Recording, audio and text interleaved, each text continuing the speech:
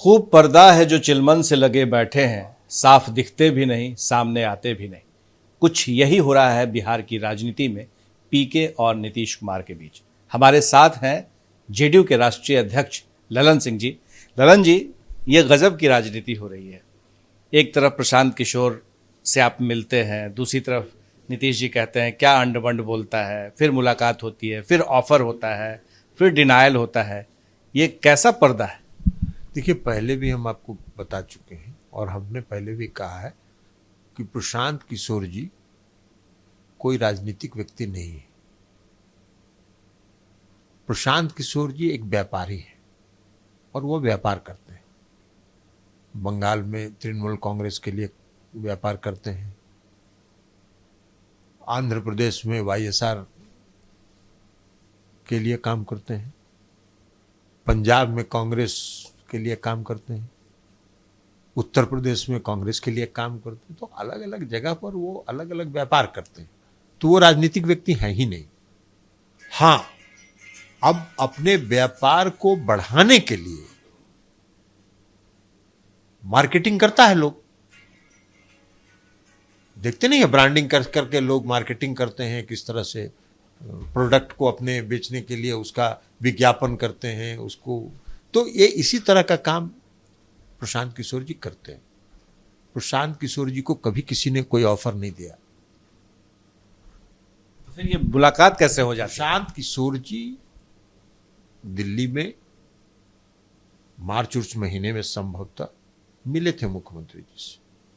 उन्होंने इच्छा व्यक्त की थी साथ काम करने की।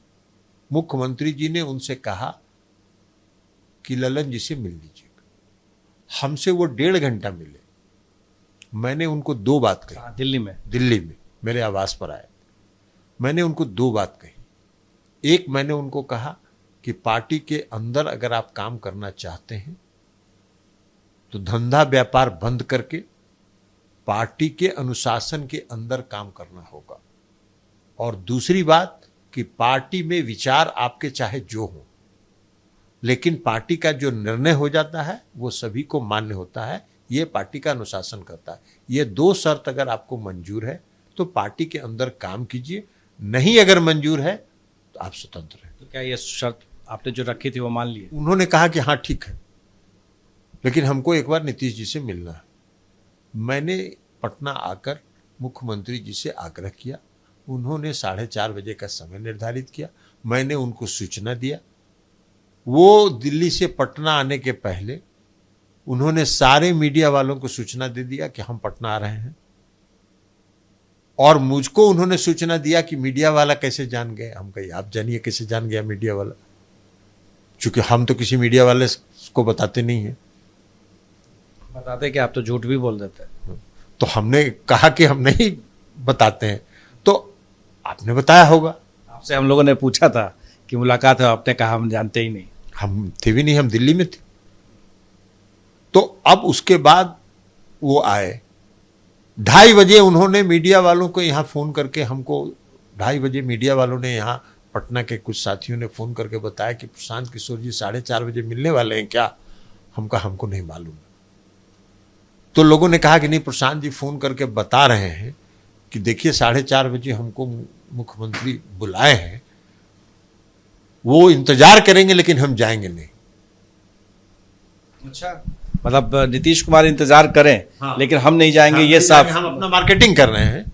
हम मार्केटिंग कर रहे हैं। हम बहुत यही सब मार्केटिंग का तरीका है ना। मार्केटिंग जो शब्द हमने कहा यही सब मार्केटिंग का तरीका है। मैंने 3:30 बजे मुख्यमंत्री जी को बता दिया कि वो नहीं आएंगे। उन्होंने प्रेस वाले को 2:30 बजे ही फोन करके कह दिया है कि हम नहीं जाएंगे, आप लोग देखिएगा। और ठीक हमने देखा कि कुछ मीडिया के लोग उनके सूचना के आधार पर सीएम आवास के बाहर खड़े थे। मुख्यमंत्री जी अपना गाड़ी में बैठे, कहे छोड़िए नहीं आएंगे नहीं आएंगे। वो अपना चले गए अटल पथ और कौन कौन पथ का निरीक्षण करने के लिए निकल गए। अभी की बात जो है पवन वर्मा जी से अभी तो ये बड़ी बात कह रहे हैं आप। एबीपी न्यूज़ पे खुलासा कर रहे हैं कि कैसे कैसे ये बातचीत बन रही थी, बिगड़ रही थी। तो क्या इन सब के आपके पास कोई सबूत है? क्योंकि बहुत जिम्मेदारी के साथ आप ये बात कह रहे हैं। वो सबूत है मेरे पास। लेकिन उस सबूत को ये हम सार्वजनिक नहीं करेंगे, क्षमा करिएगा मुझको। इस बार फिर कैसे मुलाकात हुई? पिछली बार तो मान लिया बात। इस बार मैं बता रहा हूं कि पवन वर्मा जी हम लोग की पार्टी उटी में नहीं है, पार्टी छोड़ के जा चुके हैं, लेकिन कभी हम लोग की पार्टी में थे। और उस आधार पर जो मुख्यमंत्री जी ने 9 अगस्त को जो फैसला लिया, उसके बाद से पवन वर्मा जी बराबर फोन कर रहे थे उनसे मिलने के लिए। मुख्यमंत्री जी ने उनको समय दिया मिलने के लिए। वो आए, पहला दिन मिले, और पहला दिन जब मिले तो उन्होंने कहा कि प्रशांत किशोर जी भी आपसे मिलना चाहते हैं, मिल लीजिए। मुख्यमंत्री जी ने कहा कि क्या करेंगे मिल के उनसे, उन्होंने टालना चाहा, लेकिन अब पवन वर्मा जी ने कहा कि एक बार मिल लीजिए, वो भी आप 9 अगस्त के फैसला के बाद आपके मिलना चाहते हैं। तो मुख्यमंत्री जी ने कहा कि ले आइएगा, कोई मिलना चाहता है तो क्यों मना करें।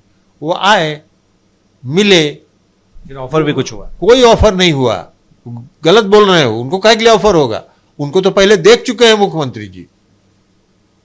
और इस बीच में भी एक माध्यम से उन्होंने बात करना चाहा, जिसका खुलासा हम नहीं करेंगे। अच्छा। इस बीच में भी उन्होंने एक माध्यम से बात करनी चाहिए मुख्यमंत्री जी से। मुख्यमंत्री जी ने उनको कहवा दिया उस माध्यम से कि हमसे मिलने के पहले वो राष्ट्रीय अध्यक्ष से मिलने, और राष्ट्रीय अध्यक्ष से मिलने के बाद अगर सहमति होगी तब हम मिलेंगे। लेकिन इस बार पवन वर्मा के रिक्वेस्ट पर वो चले गए। अब वो चले गए तो अपना बाहर में फिर मार्केटिंग कर रहे हैं, कह रहे हैं कि हमको ऑफर मिला। काहे का उनको ऑफर मिलेगा? हमको, हम लोग जान रहे हैं और बहुत दिन से हम लोग जा रहे हैं कि वो भारतीय जनता पार्टी के लिए काम कर रहे हैं। ये किस आधार पे आप कह रहे हैं कि बीजेपी के लिए काम कर रहे हैं? क्योंकि बार बार मिल तो आपसे रहे हैं, वहां तो मिल नहीं रहे हैं किसी से। दिल्ली में किससे मिल रहे हो आपको बता देना है। मार्केटिंग करने वाला आदमी कहां कौन मार्केटिंग कर रहा है और कौन सा गुप्त मार्केटिंग का एजेंडा है, ये आपको बता देंगे। क्या हो सकता है आपको लगता है, क्या एजेंडा हो सकता है? उनका एजेंडा वही है, एक एजेंट थे हम लोग की पार्टी में जो मजिस्ट्रेट चेकिंग में पकड़े गए, और जब मजिस्ट्रेट चेकिंग में पकड़े गए तो वो चले गए बाहर। अब बीजेपी का कोई होगा षड्यंत्र कि इन लोगों को किसी के माध्यम से घुसाओ। हम लोग सतर्क हैं, कोई बीजेपी के किसी भी एजेंट को हम लोग नहीं प्रवेश करने देंगे। और जो काम वो बिहार में करना चाहते हैं, जिसका बार बार वो दुहाई दे रहे हैं, उसके लिए भी पब्लिसिटी का ये माध्यम है। ये मार्केटिंग जो कर रहे हैं, मुख्यमंत्री जी से मिलना, रिक्वेस्ट करवाना, लोगों से पैरवी करवाना, लोगों से पैरवी करवा के मुख्यमंत्री जी से मिलना, और मुख्यमंत्री जी से मिल के बाहर आके कुछ बोलना, ये सब उसका भी मार्केटिंग है कि हम 2 अक्टूबर से पदयात्रा। जाइए ना भाई, आपको कौन रोके हुए है? बिहार इतना बड़ा राज्य है, कहाँ कोई किसी को कोई रोक रहा है? आप घूमिए। लेकिन बिहार के लोग एक बार चिराग मॉडल देख चुके हैं। आप जो धंधा करना चाह रहे हैं उसमें कहीं कोई। ललन जी, ये भी बड़ा अजीब गरीब बात है कि एक तरफ आप कह रहे हैं कि मार्केटिंग एजेंट, लेकिन बार बार फिर मिल क्यों ले रहे हैं? पैरवी ही सही, लेकिन मुलाकात कर क्या रहे? कहीं ऐसा तो नहीं कि आप भी उनके व्यापार का कुछ फायदा उठाना चाह रहे हैं? हम लोग उनका कोई व्यापार का फायदा नहीं उठाना चाहते। उनका व्यापार का फायदा तो उत्तर प्रदेश में उठाया ना कांग्रेस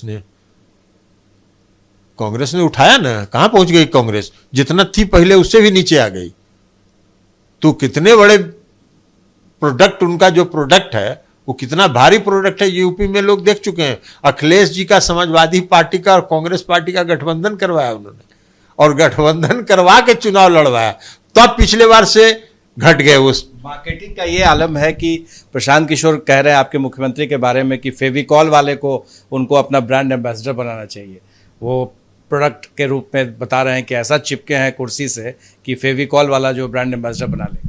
और जिस पटिया के लिए काम कर रहे हैं आजकल, वो गोवा में 5 गो एमएलए को तोड़ ले रहा है, अरुणाचल में 5 गो एमएलए को तोड़ ले रहा है, मणिपुर में 5 गो एमएलए को तोड़ ले रहा है, जगह जगह डिफेक्शन करा रहा है। दिल्ली में कोशिश किया, फेल कर गया, झारखंड में कोशिश कर रहे हैं, फेल कर रहे हैं। तो जिसके लिए वो काम कर रहे हैं, वो क्या पहाड़ पर भजन कर रहे हैं? सन्यासी हैं? अरे ये हम पॉलिटिकल पार्टी हैं, हम राजनीतिक दल हैं, हम कोई समाज सुधारक नहीं ना है कि स्वयंसेवी संस्था चला रहे हैं। हम राजनीतिक दल हैं, और राजनीतिक दल अगर हैं और राजनीति में अगर हम किसी के सहयोगी हैं, और वो सहयोगी जिसके हम हैं, वो अगर हमारे खिलाफ षड्यंत्र करेगा, वो अगर हमारे खिलाफ साजिश करेगा सहयोगियों के साथ, साथी के साथ, तो हमको तो आगे निर्णय लेने का अधिकार है। आपने निर्णय तो ले लिया है।